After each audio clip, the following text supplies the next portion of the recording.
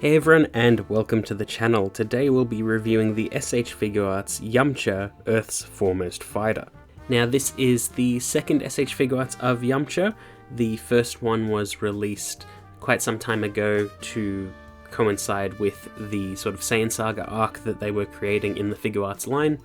So the previous design was a much earlier rendition of Yamcha. That being said, not a whole lot has changed in this figure. It's mainly just in the head because he had a different hairstyle during the Android saga, and from that point onwards pretty much rocked a look similar to this. Now, he might not be the most exciting character, but for completionists he is pretty vital. This was a premium Bandai release, so it is much more limited but also a bit pricier than a standard S.H.Figuarts. And it is somewhat understandable why it's limited, but the price point doesn't quite match up with the accessories that we get in this package, in my opinion, because this Yamcha is effectively an accessory pack, and we will be getting into that. So we'll jump right into things. So out of the box, this is what Yamcha comes with. So he has 4 alternate faces, an accessory part for Android 20, as well as several different hands. And that's it. It's a pretty simple loadout. It is pretty similar to like a standard 2.0 figure like the Saiyan Raised on Earth Goku, just that he has sort of accessory parity with another figure.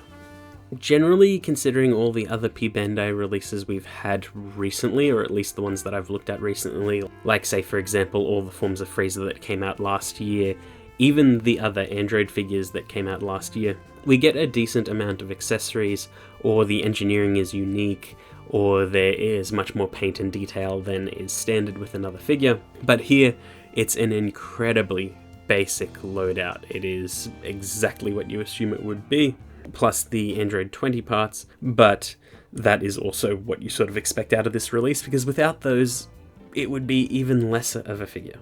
Anyway, put on a display here is Yamcha. And like I said, this is the 2.0 mold. It is the standard for most of the S.H.Figuarts Dragon Ball line. It's a good mold, nothing really too crazy, but it is something we have seen many times before. It is also pretty much identical to the previous Yamcha, and for some reason I didn't pull out that Yamcha for comparison.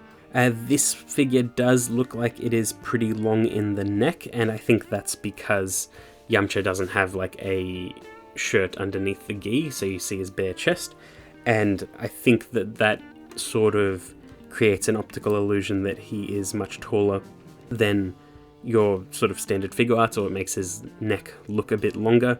I think it is pretty much the same size. Again, I should have probably compared him with another 2.0 just to confirm things, but instead I have him next to Android 20, so Dr. Gero, and you can see how tall Yamcha stands next to him, as well as the Jada Toys Ryu. So you can see how he stacks up against other 1/12-ish scale figures, or this rough sort of standard action figure size. All of the detail on Yamcha is pretty good. There isn't a lot of paint, as is standard with a lot of S.H.Figuarts lately, but all of the detail on the face is pretty good. If anything, I would say that a slightly larger face or a bit more of a sharper face would have looked nice, because his chin does look a little bit short. Again, this might be something to do with the sort of optical effect created by him not wearing an undershirt, so it just looks like there's way more bare skin, but all of the detail work is pretty nice and seems pretty accurate to the character. And while it is the standard 2.0 mold, there are those small Yamcha differences. Like I said, no undershirt, as well as his design of shoes. But otherwise, it is pretty much exactly what you expect out of this. So moving right along to posability, it is, again, what you expect. So ball joint at the head and neck, so you get a decent amount of motion. Not really limited in any particular way. He can't look up or down that far, but it is standard for that line. His arm can move all the way around. There's a swivel at the upper arm, bend at the elbow, and hinge at the wrist, as well as a floating shoulder piece. There's a ball joint in the chest, which allows for some pretty good crunching. There's a swivel at the waist. His legs can split, kick forward that far and back that far, which is very good. There's a good bend at the knees, as well as an ankle tilt and bend at the toes.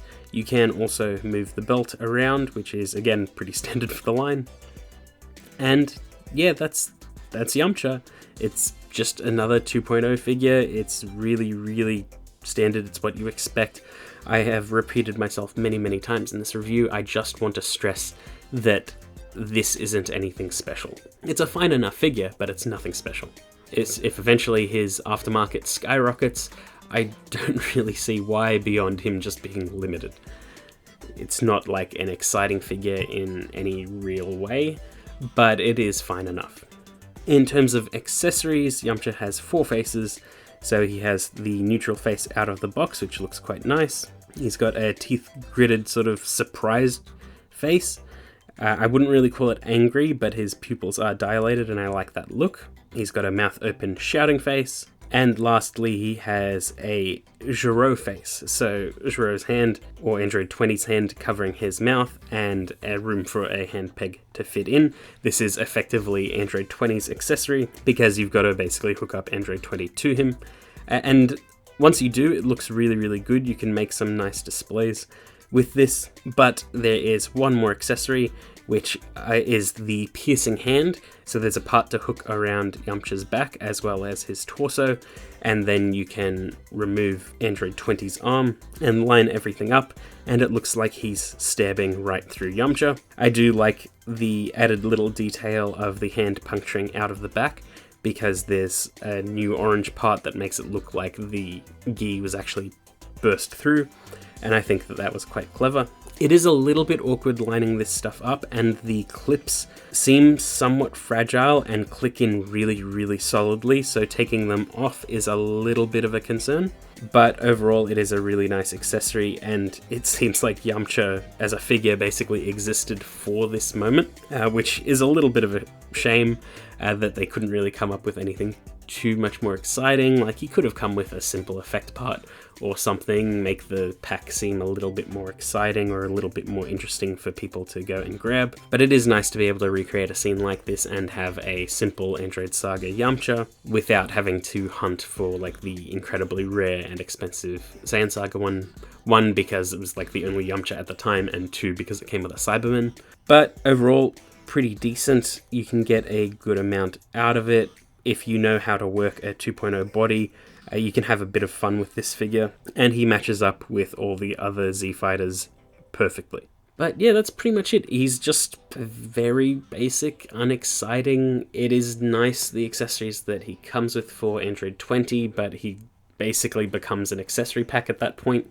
He's just okay. Nothing that made me like rush out to buy him. He's just an okay figure. Happy to have him in the collection, but if I wasn't on a sort of completionist streak, this would have probably been something that I'd regularly overlook, or I'd grab one Yamcha over the other, whether it's the Saiyan Saga or this one. But again, nice to have, and just a very, as you expect, 2.0 figure.